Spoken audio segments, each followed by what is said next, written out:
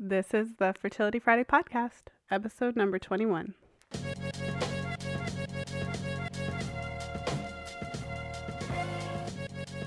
Welcome to the 21st episode of the Fertility Friday podcast. Thank you for joining me today. I'm Lisa from fertilityfriday.com, and this is your source for information about the fertility awareness method and all things fertility. I love hearing from you, so if you enjoy today's show, please stop by the blog and leave a comment in the show notes for today's episode. You'll find the show notes for today's show and all the podcast episodes at fertilityfriday.com/podcast. And you can find me on the Fertility Friday Facebook page, which you'll find at facebook.com/fertilityfridays. And you can also find me on Twitter at fertilefriday. And I'm so excited to welcome today's guest, Holly Grigg-Spall, to the show. Holly is the author of Sweetening the Pill, How We Got Hooked on Hormonal Birth Control. Holly also writes for ladyclever.com. So if you have a chance, hop over there and take a look at her articles because she's always writing great stuff. And if you haven't had a chance to read this book and you've ever had any questions about the pill or about hormonal contraceptives, you need to get your hands on a copy as soon as possible. As far as I'm concerned, every woman who is on the pill, has ever been on the pill, or is considering going on the pill should read this book. Holly uncovers what could be considered the biggest myth about the pill, which is that it doesn't have any impact on our emotions or our fertility or our health. And Holly talks about her own experience with the pill and how it actually took her a while to kind of connect that it was the pill that was at the root of the symptoms that she was experiencing. So in today's show, we'll be talking all about the pill and the impacts it can have on the women who take it. I'm a huge fan of informed consent, so after listening to this episode, you'll have a much greater understanding of the potential downsides. Of course, every woman doesn't experience negative impacts of the pill, but I think it's still important for everyone to know the potential downsides of it. And we'll also be talking about what you can do instead. So without further ado, welcome to the show, Holly. Oh, hello. Thank you very much for having me. And that was a great introduction. Oh, thank you so much for being here. I'm so excited to have you on the show. And so I did give you a bit of an introduction, but maybe you could tell the listeners a little bit about your background and how you kind of came into this work and decided to write a book about the pill. Yeah, absolutely. Well, I was actually a film journalist, and I worked for trade and consumer side publications. I'd been on the pill for about 10 years, several different brands, and I took one called Yasmin, which is also known as Yaz, which was at the time the most popularly prescribed type of birth control pill. And it had been advertised heavily in the US, and that had seeped over to the UK and Europe, and it was really billed as the new birth control pill out there that was going to do all the things the others did, but not have any of the side effects of those pills, and then also combat all kinds of things.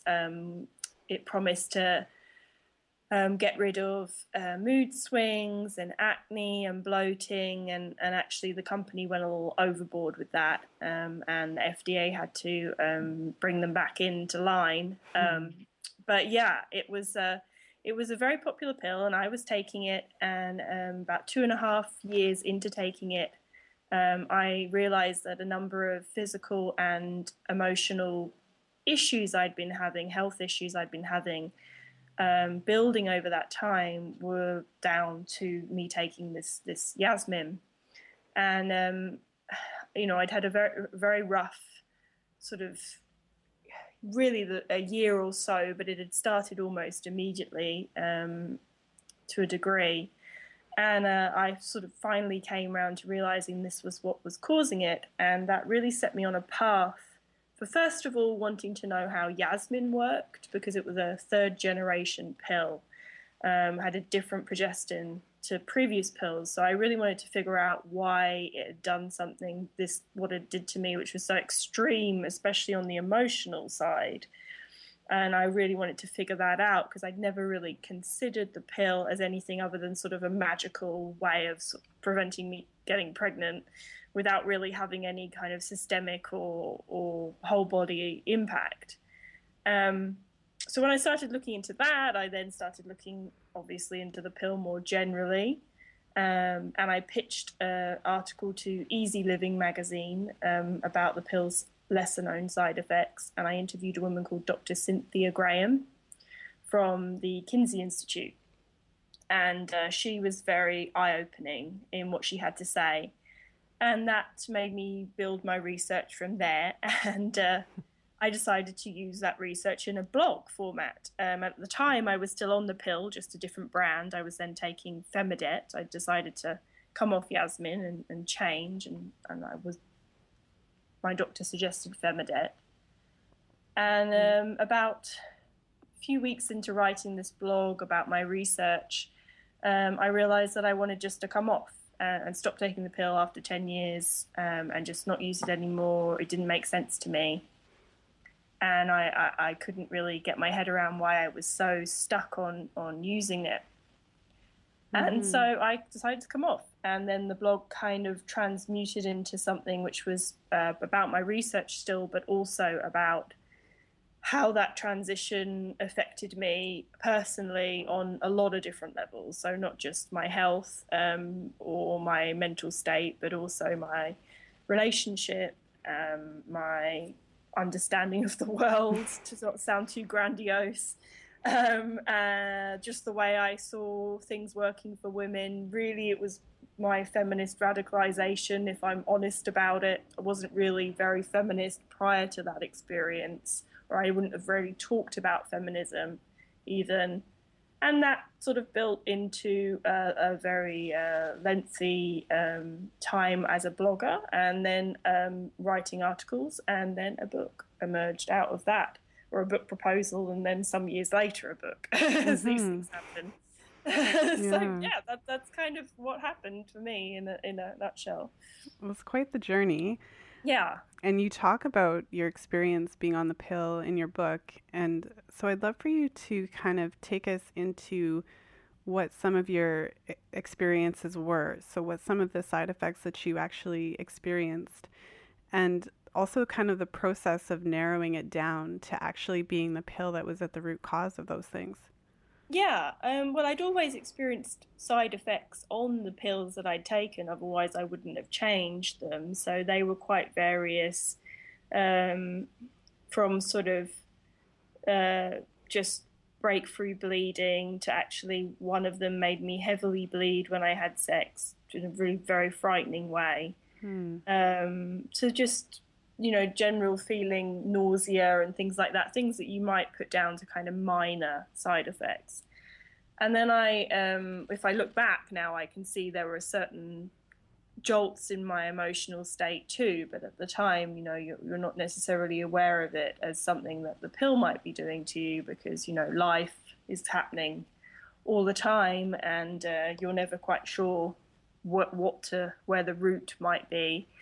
But with Yasmin, the thing was it was so extreme that it really was worrying, and I thought that I really had to figure it out for the sake of my physical and emotional health. But as I say, it took me some 2.5 years to make the connection between what was going on and the pill, and I had a build-up effect of physical problems, which was really kind of just always feeling very under the weather, very ill, almost flu-y, or almost like I always had a perpetual cold or a low-level flu. I'd get very, very tired. I didn't have much strength in myself. I lost quite a lot of weight, and I would get lots of aches and pains and stiffness and muscle cramps. And just really not feel like a healthy 25-year-old, I think I was at the time. I would get sick a lot. I had UTIs, really terrible UTIs all the time, that meant I couldn't go to work. I couldn't do things that I wanted to do. So, sorry, urinary tract infections, just in case any of the listeners are wondering what that is. And I had substantial hair loss. I just everything that you'd associate with sort of just very poor health, sort of, vitamin deficiency, or anything like that. And then on top of that, I had a very extreme emotional response to Yasmin, where it started as just 1 week a month. I would feel really bleak and depressed and kind of unmoored, really, from my sort of stability of myself and who I was. And I would get very paranoid and had a lot of anger. And I'd be really, really anxious all the time. And then that kind of spread out to the whole month. And I had this just low-level sense of dread that something really bad was going to happen, and it was going to happen to me, or it was going to happen to my partner, or it was going to happen to my family. I had a lot of anxiety about myself. I felt very socially anxious, and also just a lot of the normal symptoms of depression, really.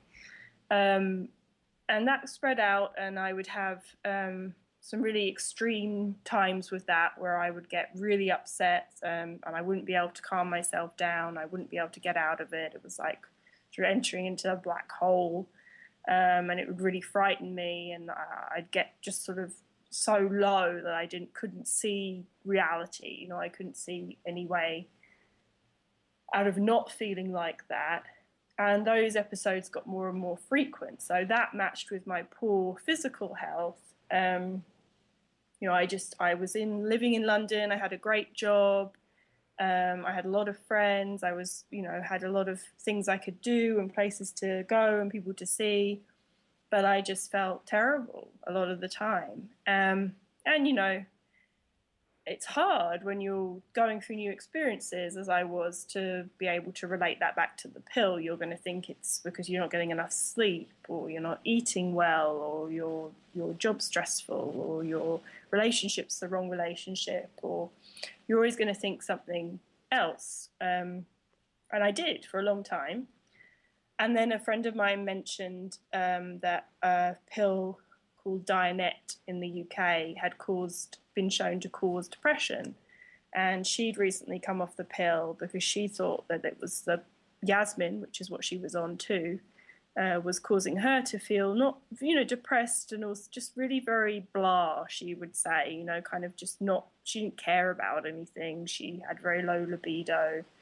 She kind of just felt despondent and detached. And she mentioned this to me, and I hadn't actually given her the full honest details of what was going on with me because I was kind of embarrassed by it. I sort of thought I might be going a bit crazy, or that I had some sort of latent mental illness. And I felt like I just, you know, wasn't being a grown-up. I wasn't coping with this kind of new adult life. And that made me start thinking. And I went online and I found something that was called, I don't think it's around anymore, but it was called the Yaz and Yasmin Survivors Forum. Oh, wow.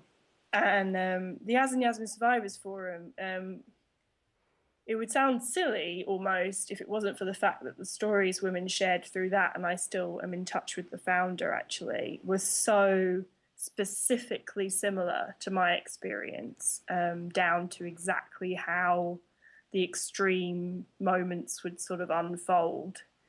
That feeling of dread, the being convinced that my boyfriend was gonna, if he didn't pick up the phone immediately, was dead. These kind of really odd little twists of mental, you know, anxiety that were very, very specific.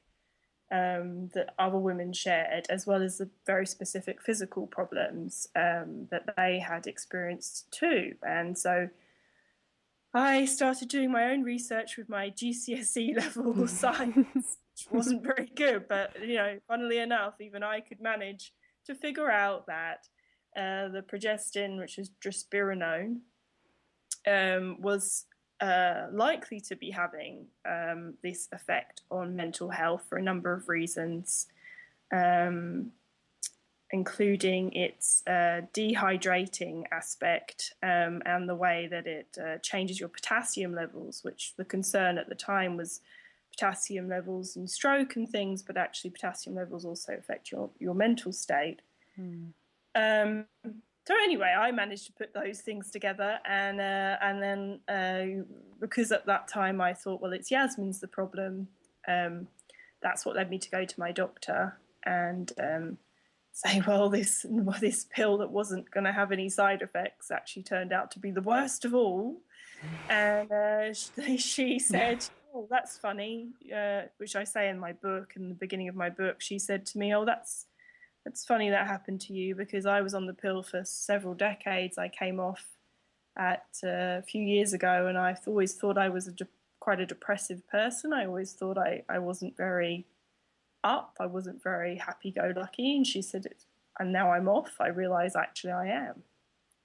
I'm actually very relaxed and happy and bright and cheerful. And but then she said, what do you want to do? And the only answer was to take a different pill.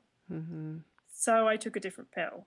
And then eventually I realised that was not the best idea, because although I did feel better than I had on Yasmin, admittedly, I still felt like my body was trying to recover from an illness and just trying to get through that, and it wasn't being helped by being on something else that seemed to be suppressing that effort. Mm-hmm. Well, to be honest, when you were telling your story, at some points I got chill in the sense that that's a really scary, stark picture that you're painting, because, I mean, it's messing with your emotions, right? And what you described, I think it was when you said that, not only did you find a group of women who experience, similar symptoms, but they were eerily similar. Mm. And I feel like that, because one of the questions I wanted to ask, because I would imagine that, because of course, whenever a person talks about their experience, there's always a little bit of minimization that occurs. Oh, well, that's just Holly's experience. Lots of women don't, most women don't experience that. That's more of an extreme, like I could see people kind of dismissing it in that way. But given, how long you've been blogging and, the length of time that you researched for your book, how common would you say that these experiences are? Because it sounds like you did, find several other women who had also experienced similar effects. I think the pill for everybody that takes it flattens out your hormonal fluctuations, and it depletes your B vitamin store and prevents you from actually being able to absorb vitamins effectively. And it lowers your testosterone levels. So it does all those things for everybody. And for some people who experience hormonal fluctuations on the monthly basis that mean that they can get very bad PMS and be really depressed, or from their own body's production of hormones, then the pill might feel like it's kind of stabilizing them. For women who, on the other end of the spectrum, would otherwise, like I do now, actually feel pretty good month to month. I might have like 2 days of PMS, but otherwise I'm pretty great. It had another effect in that it obviously sort of drove things very, very low for me emotionally, and it didn't feel stabilizing. It felt the opposite. It was destabilizing. But then there's going to be a whole group of people in the middle of that which experience what a research scientist Kulkarni, Dr. Kulkarni, talks about as anhedonia. So you have all these women who, yes, don't experience the extreme side effects that I experienced, although I think there's plenty of them too, actually. I couldn't put a number on it, but I get emails every week, 2 or 3 emails a week. And I've been doing this for 5 years. I get a lot of people say, the various elements of that have happened to them. And even Dr. Kulkarni, this research scientist, suggests that some people may have been driven to suicide from this. And of course, we wouldn't know about that. But yeah, they have anhedonia. So that's kind of feeling like you don't feel depressed, but you never feel great. You never feel wonderful. You never feel content. You never feel like enthused, excited. You just always feel okay.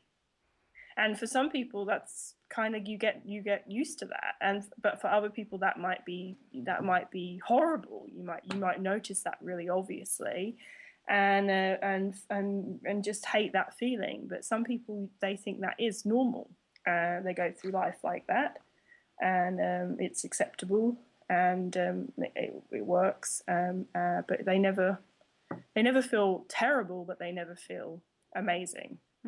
I think So that's I think there's a whole spectrum there, and I don't know, aside from the women who feel that they're stabilized by the pill, perhaps who have very, very severe PMS. I don't know if I know now how I feel off all pills for some years now, and I wouldn't go back on one that wasn't going to give me an extreme reaction, because I don't want to feel just okay either. Yeah. well, one of the things that you mentioned in your book is that I have a quote here: "Women on the pill describe feeling detached from reality, numbed, foggy-headed, as though they're living behind a veil." So it's kind of like you're there, but you're not fully, like you said, experiencing the richness of life. You're kind of in this flat emotional state. And I feel like the saddest part about that is that you don't really know that you are. No. And I would imagine that, because I have to think, like if you kind of go on the pill when, let's say when you're like 22 or 25, you've had years of normal, and then you have the pill. And so if it does have a negative impact on your emotions, you would have something to compare it to. And you would kind of know that maybe this is kind of weird. Like I used to be like this, and then I'm like this. But I would imagine that if you go on the pill when you're like 14, what do you have to compare it to? So how would you even know, right? Yeah, no, you don't. And of course, the reason that women feel detached and separate from the world and behind a veil and all these different kinds of descriptions that they give of that feeling is because our hormones are how we interpret and interact with our exterior world. That's, they help us communicate the experiences that we're going through to our internal system, and our internal system responds to the external system. It's a feedback loop. So if you shut down the body's production of hormones, replace it with synthetic hormones that are in a constant one-note stream, your whole experience is going to change. And that goes for everything of your sense of touch, your sense of taste, your sense of smell, your eyesight, how you hear. And all of that is how we navigate the world. And then on top of that, how we deal with other people, how we experience other people. A lot of that is unseen, unseen things that they give off, whether it's smell or other things that they communicate that you can't pick up on. So all of these things, that all kind of makes sense within the idea of hormones, but it's funny that we don't see that. We accept that. That's fact. It's medical fact. That's how hormones work. But then we don't really make the connection between, oh, well, then if you take a woman and shut them down, it's going to change how she feels. But definitely, the thing is, it's very insidious, I think. You have a build-up effect over years of your endocrine system being suppressed. And maybe in the beginning, your body might be trying to cycle regardless, but eventually it will stop. And you have the build-up effect of vitamin deficiency. So a woman who might experience side effects immediately when she starts the pill, or she might not experience anything substantial until sort of 2, 5, 10 years in, because not only does it have a build-up effect, but your body changes. As your body changes, your reaction to what you're doing to your body medically changes too. So yeah, it's very hard to pinpoint as someone experiencing it. And yes, if you go on when you're 14, you've really got no hope. And not only that, but that's your stage when you're actually developing adult reproductive system, endocrine system, your sense of sexuality, libido, emotions, relationships, and you're just being shut down and stunted, and then expected to be able to deal with things in a way that's healthy long term. Mm-hmm. Well, and I think one of the interesting points that you make in the book as well is that the whole point of hormonal birth control methods, so obviously not just the pill, but all the different types of hormonal methods, the whole point is to use them and kind of forget that you're using them, because it's kind of the mindless birth control. That's the whole point. It's supposed to be easy and you're just supposed to take the pill and forget about it. So with that being the very nature of the pill, when you do have emotional issues, you're not going to attribute it to the pill because you're not thinking about it by design. No, you're not meant to. Well, this is why we have this progression currently, this kind of sweeping of women from the pill that's now being denigrated to these long-acting methods like the hormonal IUD and the implant and the shot, because it's all about, yes, mindless birth control, not discussing the fact that sex can lead to pregnancy, having to avoid all communication with the man that you're going to have sex with, about that aspect of it, or what we might hear as liberation rather than mindless. Liberated sex is what we're told it is, actually, liberated from the worry of pregnancy. So the whole idea of it is that you're not having that conversation, and that the goal is unseen method that you don't have to worry about. That's what they call the long acting methods. I think they call it set it and forget it. Mm-hmm. Yeah. So yeah. Well, I think there's so many aspects of the potential side effects that are troubling, but I think one of the side effects that really stands out to me is the way that the pill can decrease libido. And one of the quotes that I have here from your book, one study suggested that for some women who take the pill, their libido may never return to its pre-pill level, as the impact on testosterone levels is permanent. And that's something that I discussed with Dr. Laura Bryden when I had her on the show. And I had to put this other quote in there because in the book, one of the things that you say about the hormones and the impact on libido is that Depo-Provera is currently used in sex offender rehabilitation programs to decrease sex drive. So when you hear things like that, this is just not something that before I started even doing this podcast, it wasn't something that I knew that the pill could have.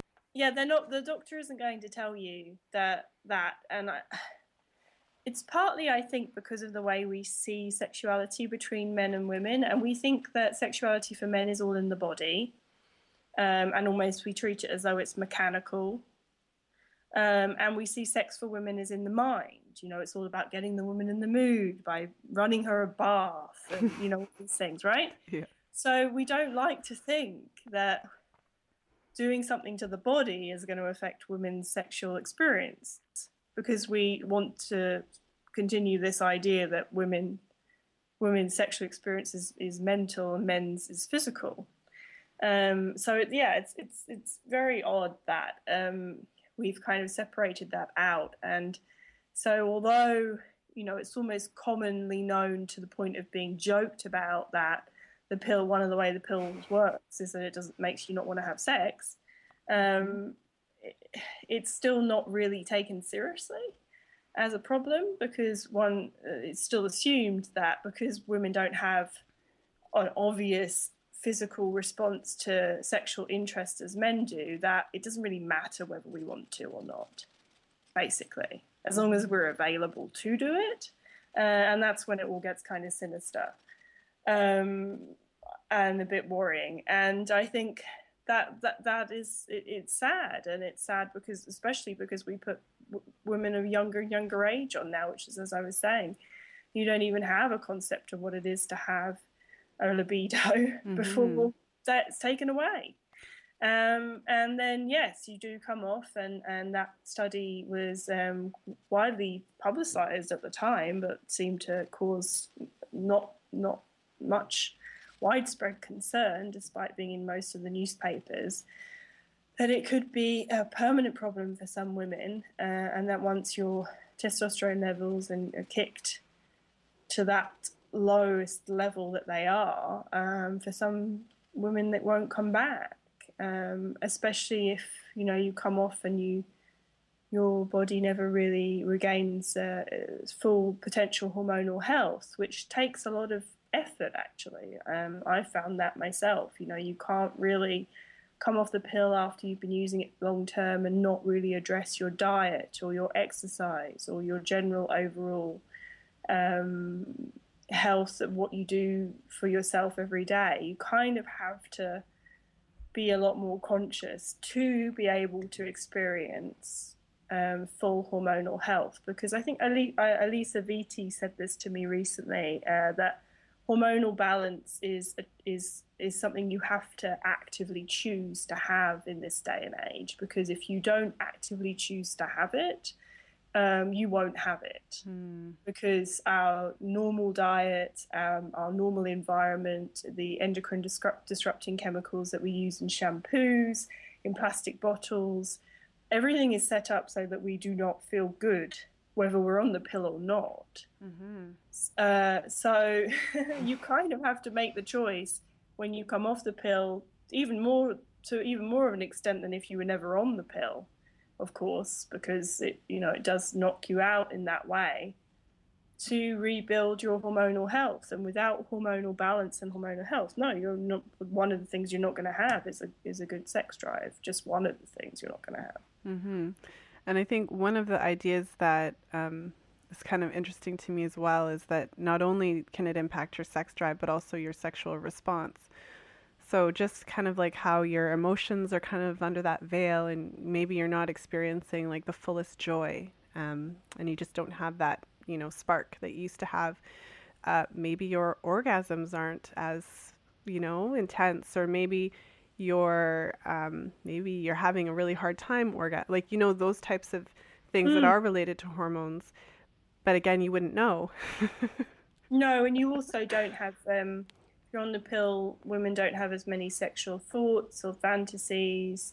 They just, the interest is not there. So sure, you can become interested, but you kind of get used to this level of not really caring about that side of life. If anybody who's never been on the pill, perhaps, or more so perhaps come off the pill, will know that, ovulation and the ability to ovulate, and the fact that you ovulate is connected to a spike in your libido. It's biologically driven, obviously. Linked to our fertility. But, that's a biological urge that we as women have been told we don't have. We have an urge to get pregnant and bear children, but that's very, very rarely linked in common discussion to a rise in sex drive. And the fact that when you're ovulating woman is more likely to initiate sex and is more likely actually to be interested in men other than the person that she's with. And there's a whole world of interesting stuff going on in that period of time that we don't like to think about, because it sets up women as perhaps not quite so different to men, or how we see men, at least, in terms of their sex drive. And that the rest of the cycle, perhaps, things are more in tune with how we like to see women. But at that time, it's quite counter to our general understanding or accepted understanding of women and sexuality. Well, absolutely. And then one of the topics that you touched on in your book as well was how the pill can impact your relationships, and kind of having that, would I have broken up with that partner, or would I have stayed with this partner? And then there's also been a lot of articles coming out lately about how the pill can affect, obviously you talked a little bit about hormones and the role that it plays in so many different processes, and also the process of picking your partner. Yeah. Because one of the things that I was reading as well is, of course, the pheromones, and some women go off the pill and then they can't stand the way their partner smells. Like, that's the scariest thing I've ever heard. That's Yeah, and crazy. they can't stand them physically. They just suddenly find them repulsive. And I have to say it's really that is interesting in terms of thinking about being on the pill too, because on the pill you have a straight, flat hormonal experience, one note experience. If you're not on the pill, and I know this in my own life, you have fluctuations. So yeah, there's a period of my monthly cycle where a couple of days where I might find it very hard to even like my husband. And then there's a week where he's like he's like a friend to me. He's just a friend, basically. It's like and then there's another period maybe where he's more like a roommate. But then there's a period where I really, really, really like him. Like, like you do when you meet someone for the first time and you're that in love with them and that physically attracted to them and that obsessive about them. Mm-hmm. And I can't imagine now, looking back, how people can sustain relationships without having that every month, because long term, that must be tough. Because you don't get that fluctuation. And I always know that it's coming round again. I have this 10 days where everything's great. Mm-hmm. And if you're in that experience, that's actually really nice. It's really great. But yeah, if you're on the pill, you're not getting that experience, and that must be very difficult. And then of course, yes, and due on pheromones and all these things we like to pretend we aren't actually affected by, because we like to think we're beyond that. They do play in, and I've heard from many, many, many women who've come off the pill and found their partner physically repulsive, just not interested anymore. They just don't see what it is. And that is the question, that they don't see what it is that they liked with them in the first place. And it's a physical thing. It's not anything else. It's physical. But that's interesting because it's the question I get asked the most too, because I've been with my husband all the way through. Mm-hmm. And that's the question I get asked the most by people is, what happened? I'm like, well, I'm still with my husband. So yeah. Obviously I wasn't repulsed. But I think part of that is that if you find somebody who's going to support you through going through what I went through on Yasmin, and is going to stick with you and believe you, and believe in what you're doing and support you in doing it, especially with this now, as I'm the sort of things I talk about. That's a good person to be with. Not a lot of men are able to do those kind of things. So there's another side to it, I think, than just pheromones. Mm-hmm. Yeah. I think they do help, definitely. Yeah, but I can totally relate because I haven't taken a pill probably in 12, 13 years or something like that.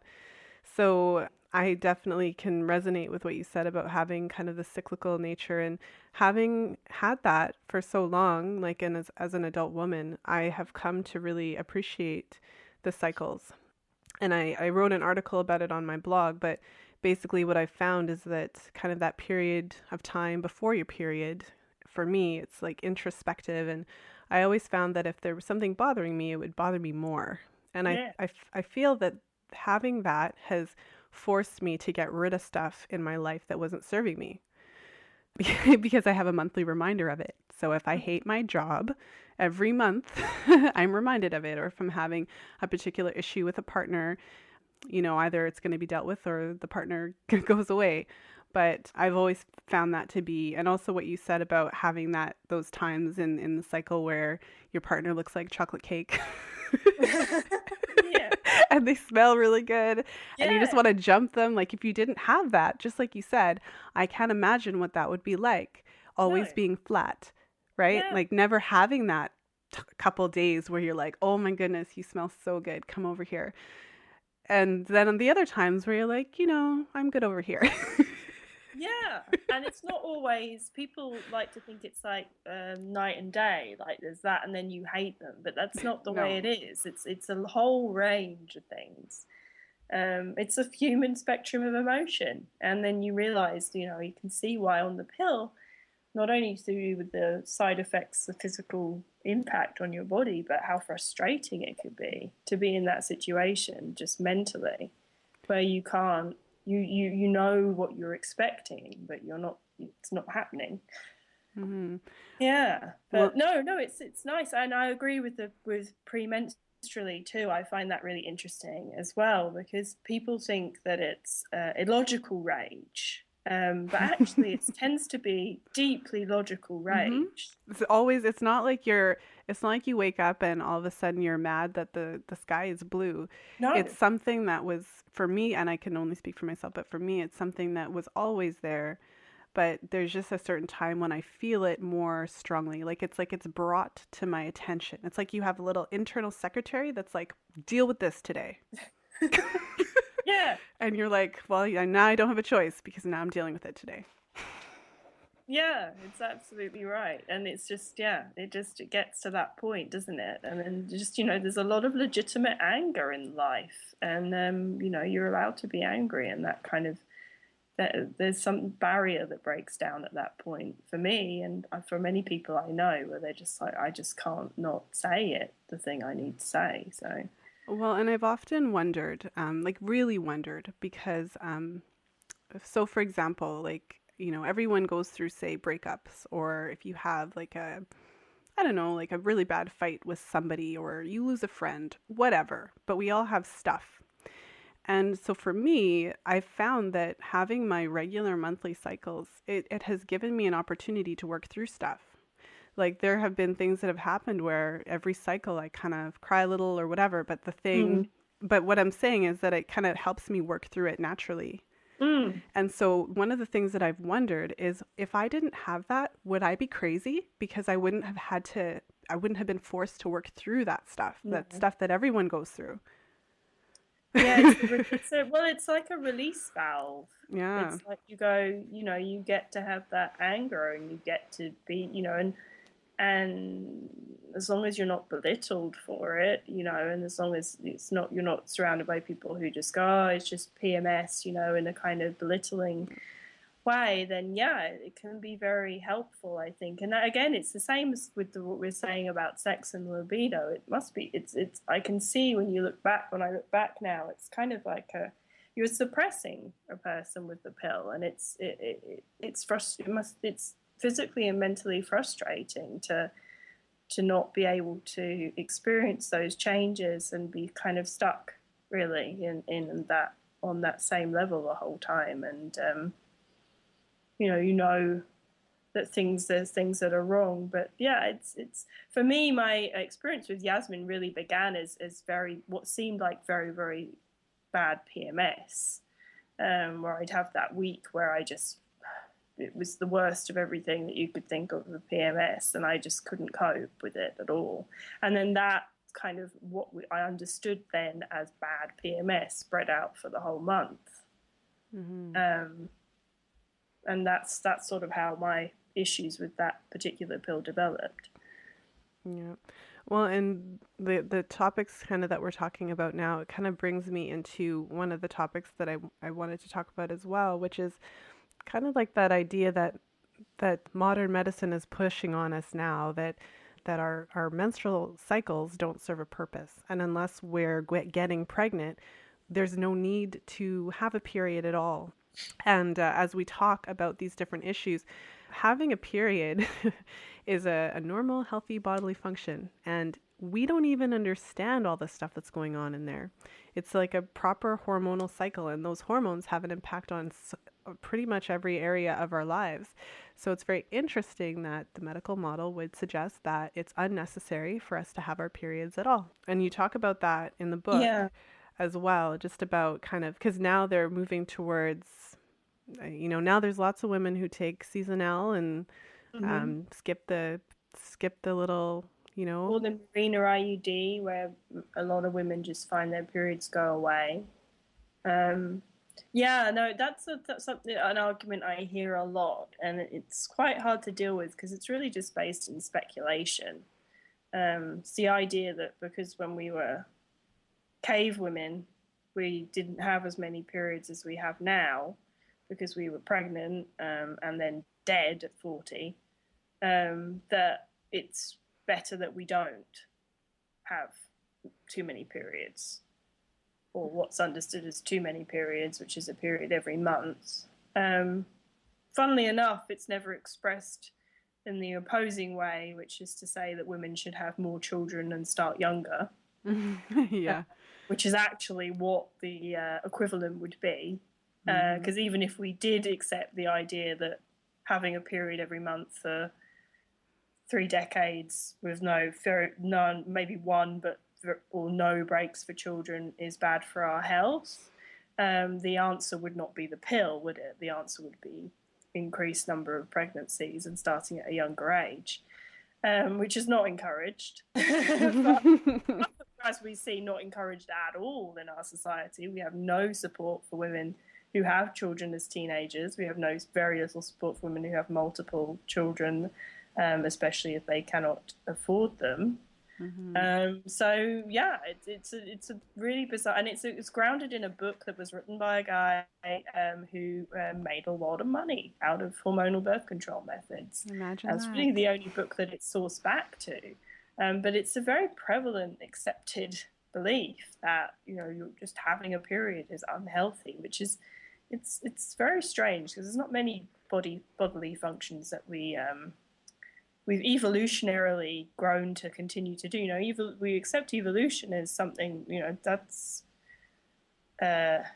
something that we accept as positive, and we've evolved to where we are now. And there's not many other elements of the body that we say, well, evolution was wrong there.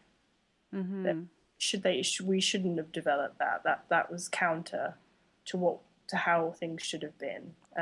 Was counter to our health. But yeah, that is stuck, and it's only because of medical misogyny, really, just that we don't see women's bodies as equal to the male model. We see them as inherently sick. So what's the difference between a male and a female body? The reproductive cycle. So we get rid of the reproductive cycle, everything's going to be easier because you're more male then. Yeah, it's very misogynistic, but it is repeated often by people who would swear they were not misogynistic. Yeah. Well, and you touch on that in your book, and one of the quotes that I really liked was the physical norm promoted in our culture is a period-free, PMS-free body. Periods are an abnormal event. They're so abnormal, women are convinced it's not natural for them to even have periods. And just like you said, this is because we're being based on the males, so men are the standard. Even when it comes to drug testing and all that kind of stuff, I mean, at least back in the good old days, everything was based on the male body, the textbooks, the studies, everything.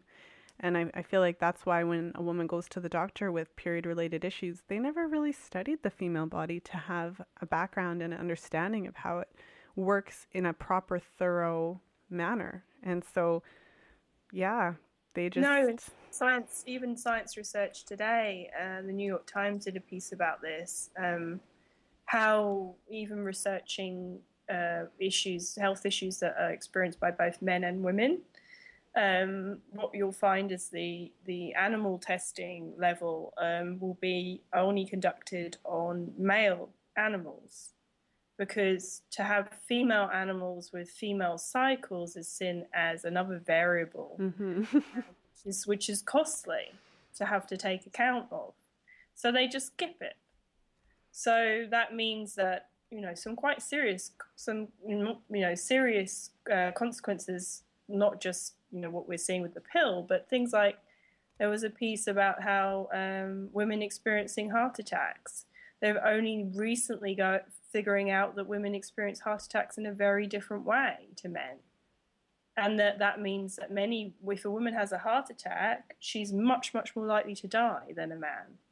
Because, first of all, she doesn't recognize that that's what's going on. nobody else around her recognizes that's what's going on. So that's, yeah, we just go, we've so blinded by that kind of women's reproductive system is negligible, can be just set aside, only useful for pregnancy, that in medical research across the board, you're just going, well, no, we'll just pretend it doesn't happen, which is frightening, really. Well, and I think the whole idea that the pill was the thing that liberated women and that's so tied in with the feminist movement. And, now women can't imagine a world without the pill. And I don't necessarily think that that's, necessary. I mean, the pill is there, it's an option. And, different times of a person's life, of course, like it's a really good option. But obviously the conversation needs to open up about the side effects and the impact it's having on women. And I really want to question that idea that you need the pill to prevent pregnancy successfully. One of the examples in your book that really struck me was when you talked about kind of the difference between the way that North American society views condom usage versus in Japanese society. I thought that was really interesting because basically you're saying that in the US, condoms are seen as something used with strangers, but then of course when you're with your partner, then it's not considered to be the norm. Whereas in Japanese culture, it's more considered completely the opposite. It's considered actually to be a sign that your husband or your partner loves you because he's willing to use a condom and diminish his own sexual pleasure because he would rather do that than have you go on the contraceptives. And in the book, you said that only 1.3% of Japanese women who are using contraceptives actually take the pill. And that is huge because they clearly don't have an out-of-control population problem. No, and they're also terribly advanced in every way. And, we can't say it's down to them being backward but people will argue that women in Japan are not liberated like women in the US. I have heard that argued, that their male-female relations are very unequal in comparison. But then if you speak to people who actually study Japanese culture, academically research this, they'll say, that's a lie. That's just the way we want to see them. We project a lot of ideas onto the Asian women, as we all know, about them being subservient and all these things. And actually, it's not true in Japanese culture. And there are people who will try and make you believe that that's why. But it's just, that it wasn't made legal until 1999, and they just have a culture that doesn't accept it. You've got Western medicine and Eastern medicine, and there's very different ways of thinking about the body. But yeah, I think that to me it's a very important point too, because a lot of people just say, well, this is just how the world is. This is just how people feel. This is how people feel about condoms. It's how people feel about sex. This is how people feel about relationships. And you go, oh no, they don't actually. Yeah. It's not. This is just how this country makes you feel about that, or this culture makes you feel about those things. And there are other ways to do things that you could, that we could be open to if we wanted to be. And I really want to challenge that idea that only the pill is an effective form of birth control. And I think that's such a great example. They're not on the pill, they're not using hormones, but everyone isn't getting pregnant. And so maybe as we kind of come towards the end of today's interview, maybe you could talk a little bit about your experience using fertility awareness and how you kind of learned about it and ended up transitioning into using fertility awareness as a birth control method. Yeah. One point from what you just said, though, obviously it's important to note that in Japan, abortion is very cheap and very easy to get, which you really, if you're going to have any kind of society that allows women to have access to fertility awareness as a serious choice and, access to all birth control methods, well, any society that's going to have women liberated and equal to men, then you kind of have to have abortion that's relatively cheap, if not free, and easily accessible, which Japan does do. And yeah, but in terms of myself using fertility awareness, I came to it when I came off the pill, and I really early on struggled with whether or not I was pregnant and when I was fertile, and I found that all quite nerve-wracking for about the first month. And then I came across fertility awareness as an idea through Jane Bennett, an Australian lady who has something she put together called the Conception Kit. Actually, you can use it as a contraception kit. And she sent me that, and I had some conversations with her. And yeah, I was really amazed by the idea, the fact that you can't get pregnant every single day. And that to me was, I may set myself up to sound like a terribly ignorant person, but I was just blown away by that idea. Oh, I was too. Times in my cycle when I was infertile, where that I wasn't going to get pregnant at all. When you're brought up as a woman, you're brought up to think, you can get in a swimming pool and somebody's going to get pregnant, or somebody does, it can be just, the penis can just be near you, it doesn't even have to, it just has to be there, and something's going to happen, and you're just this embedded fear in young boys as well, that's going to happen, and then you realize, oh well, I can only actually get pregnant for this window in the monthly cycle that I have. And that's so liberating, talk about liberating, to know that. Yeah, I started tracking my cycle. I have incredibly regular cycles. I also experience ovulatory pain, which means that I get that additional sign every month. So I'm really, really secure in myself and where I am. And, I think how I used to feel when I was on the pill, even though I took it regularly and I was pretty good with that, I would always worry that something had happened and something would have gone wrong. Whereas now I feel pretty confident that I would know if something was up with my body in a lot of different ways, including pregnancy. And that I would be aware of it pretty soon on, because I'm pretty aware of how I change from week to week. I keep an eye on that, and I'm aware of what's going on in a very kind of intuitive sense, as well as through tracking different signs. And I just, I'm very confident and settled in that now, and I'm not sure how I coped without that knowledge, really. I think it's something that every woman should know, and every woman should be taught when they're a teenager, and every boy should be taught when he's a teenager. And, we should have classes that open in colleges, and we should have this as an option through health insurance. And it should just be out there that we have to learn this, because even if you don't want to use it for contraception, it's so much better to know it than to not know it, in terms of making every other method that you could use more effective, really. Because, at some point you're going to come off a method and you're going to want to go on something else, or, if you know about your body, then everything in terms of contraception is going to be more effective, and women are going to have much more control and choice.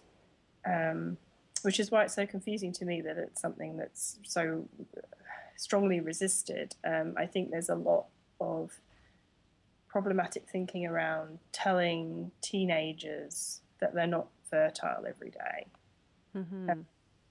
which I find really interesting, because I can't remember who told me this, but in ancient Egypt, they knew that teenage girls did not ovulate regularly. They knew that. And they knew that teenage boys had really high sex drive. So they would tell the teenage girls and teenage boys to have as much sex as they wanted at that time, because it was very, very unlikely that the girls were going to get pregnant. Now things have changed, obviously, etc. But at the time they knew that, and they would just encourage them to do that. And then they would say, well, you get to 18, 19, and then you're going to ovulate every month, and you can't do that as much. So otherwise you're going to have children all the time. And so I found that really interesting. So you think how resistant we are to telling teenagers that there are times when they would not get pregnant, and to telling them that it's far more likely that they're going to get an STD, which would actually be helpful information. But there was a study recently that looked into this and how lack of fertility knowledge affects teenage relationships, because the thing is they do have sex, unprotected sex, and they don't get pregnant because the girls are either having sex when they're not ovulating, or they're not fertile, or they're not ovulating anyway, to go back to ancient Egypt. But even if they're having sex when they're not fertile, and they do that, and then they don't get pregnant, and then they assume that they can't get pregnant, and then they continue to do it. So telling young girls that they could get pregnant every day, and then they have unprotected sex and they don't get pregnant, has a really serious impact, and that they have more unprotected sex, are more open to STDs, and more likely to have an unwanted pregnancy. Mm-hmm. That's one of the kind of side issues I have with the pill, because, well, other than the fact that birth control is the responsibility solely put on women, which I don't really understand. I love that you highlight in the book that it's men that are fertile every day. Obviously, women are not. And so it's very interesting that we are told that we are when we're not the ones. It's not me, actually. You're the one that's running around with like the loaded gun all the time. And I'm the one that actually is only fertile for about 3 to 5 days of my menstrual cycle. And so I feel that really this needs to be flipped over, and condoms need to be like paraded around the street all the time and provided for free for everybody. They should be in the bathroom like toilet paper, just straight up, because I like, did everyone forget about STIs? Am I the only one that's like, what about STIs? Like, you're having a bunch of, like you said, teenage girls and boys having sex, and the only thing we're worried about is pregnancy now. No, unfortunately, that is the way things are going, more and more so. Condoms are getting further denigrated as a method. Now, everything I see says that you can't just use condoms on their own. You have to use it with a hormonal backup method. And that doesn't make sense, because condoms are great. It suggests to everybody that condoms don't work, right? Yeah, but they do. They do. Nothing's perfect, but condoms are like 96 or 98% effective if you use them perfectly, which isn't hard. It's not hard to use condoms perfectly. No, it's not. And but unfortunately, and pharmaceutical profits and various other agendas are behind that. But everything I'm seeing now, even for the National Campaign for Prevention of Teen Pregnancy, their online resources totally suggest that we shouldn't even expect that teenagers are going to use condoms. We should just assume they're going to be drunk, and they're not going to do it, and therefore make sure that they have an implant or a shot or an IUD. And which is just, to me, I don't understand how you can come from that place, really, and unfortunately that just sets you up for a lot of trouble later when you do actually want to have a child, and you come off these things, and then that doesn't work out as well as you expect, and that's when everybody does want you to have a baby. So yeah, that's a scary thought for me. I also don't like where this is going, and I don't I just don't understand why condoms aren't pushed more, and hopefully there's something that we can do to change that in the future. I really liked the link in your book, and I don't remember it off the top of my head. Maybe you remember it. It's the link to the website that sells condoms, and you can actually measure your penis and buy the condom to fit you. I thought that was really cool, because everyone doesn't have the same size, and that's a legitimate issue for some people if their penis is not the standard size as the condom. And these are things I feel like should be addressed, and, just in addition to everything else. And I don't know why it's all so hormonal pill specific, but I feel that I thought that was really, really interesting. That Yeah. Yeah, and it's funny, isn't it? As I do say in the book, that we're all just expected to accept what we can find on the shelf of the nearest drugstore.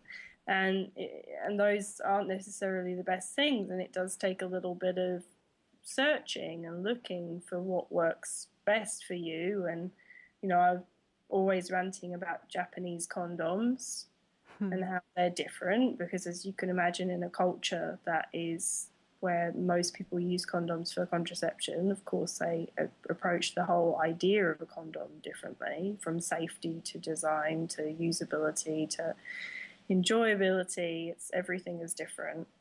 But yeah, no, there's no conversation about that. Even when we do talk about condoms, it's just like, just use one. And it's hard because to acknowledge that for some people it doesn't feel great to use a condom. We don't have a sophisticated enough ability for that in that conversation to be able to go, okay, well, that's acceptable. That's okay if you feel like that. Then we have to think about condoms. What condoms might work better for you? Are there condoms that actually you'll find increase your enjoyment and experience? There's things. We haven't changed the design in the US for a very, very long time, and we don't really discuss the idea. It's a complicated conversation that's oversimplified, really. Yeah, no, absolutely. Well, I'm sure we could talk about the condom issue for a long time, and so I know we're kind of a little over time here, but I just have a couple questions to wrap up today. And one of them is, what would you say is the most common myth or misconception about fertility that you would like to see corrected? I think for me at the moment, I'm thinking a lot about how people assume that when you come off the pill, you immediately become fertile and that you can get pregnant right away. And for some people, that's true, but for many people, it's not. I think that it would be really great to see more support in that area when women come off the pill, whether they want to have a child or not. Discussion about how long it takes them to get their cycle back. Because we're told most commonly that it should be within the month or within 2 months. And often it can be several months or even a year. And I've known many, many women that it's been over a year, some that it's been several years. And because of what we were talking about before, this idea that having a period isn't healthy anyway, you have a lot of women who don't even really know how to seek help or advice for that, because it's not something that we've been told is something to be worried about. You don't have a period? Great, why aren't you happy about it? So I think I think we need a lot more support in that area and a lot more information for women, so that when they come off the pill, they know what to expect and they know how to have a better transition, really, overall. And even, I think women intuitively know, because when it doesn't come back, it's very distressing, of course. Yeah.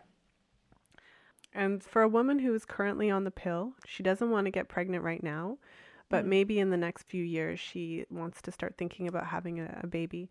What advice, if any, would you give to her? Oh, I've already had to give this advice to many, because I'm 32, so this is all people talk about.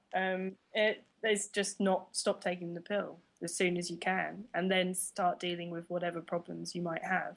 And you might not have any problems, but you might find you have PCOS, or you might find you have endometriosis, or you might find that your body has to start the maturation process again because you've been on the pill since you were 14.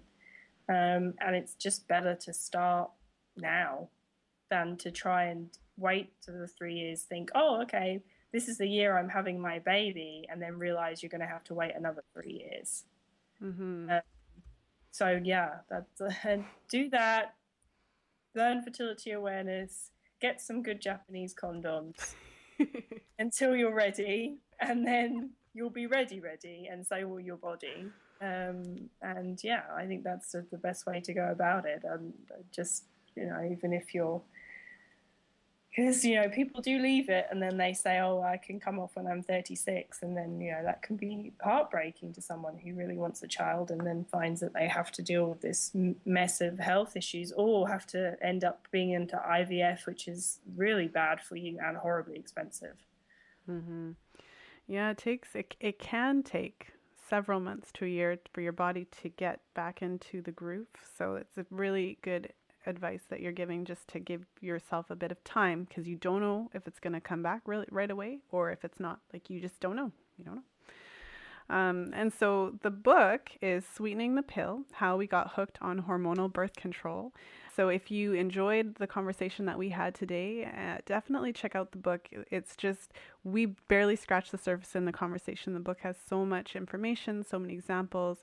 Holly really did her research. And so if you have questions about the pill, or if you're not sure, if you're thinking about going off of it or going on to it, I would definitely suggest for you to take a read of it.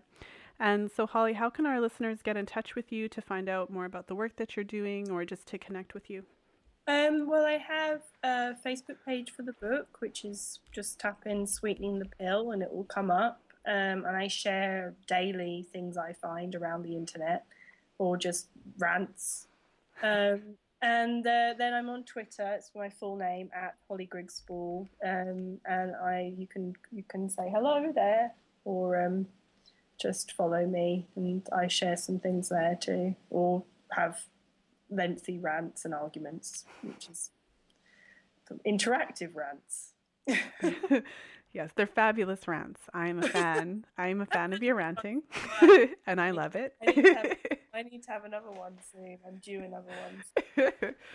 Oh, well, Holly, thank you so much for being here today. I really enjoyed our conversation. I really appreciate you for sharing your experience and writing the book and really putting it out there to, I feel that it's so important for women to know that, especially if you have been experiencing these symptoms, that you're not alone, because you're often just sitting in your room thinking you're going crazy by yourself. And so it's really important for women who do have these experiences to have resources like your book and your blog, so that they know that they're not alone. So thank you so much for being here, and thank you for being so generous with your time. I know we went a little over time today. It was nice talking to you. Thank you so much for having me on. Oh, you're welcome. Thank you for listening. If you enjoyed today's show, please share it with a friend. If you haven't yet subscribed to the podcast, just search for Fertility Friday on iTunes or Stitcher, and make sure to subscribe so you never miss an episode. We have some amazing guests coming up, so you definitely want to subscribe so you don't miss anything. And of course, if you're loving the show, please leave a 5-star review on iTunes so more people can find it. And as for me, you can find me on Twitter at Fertile Friday. You can stop by the blog and leave a comment in the show notes for today's episode, which you'll find at fertilityfriday.com/Holly. And you can also find me on the Fertility Friday Facebook page, which is facebook.com/fertilityfridays with an S. And as always, until next time, be well and happy charting.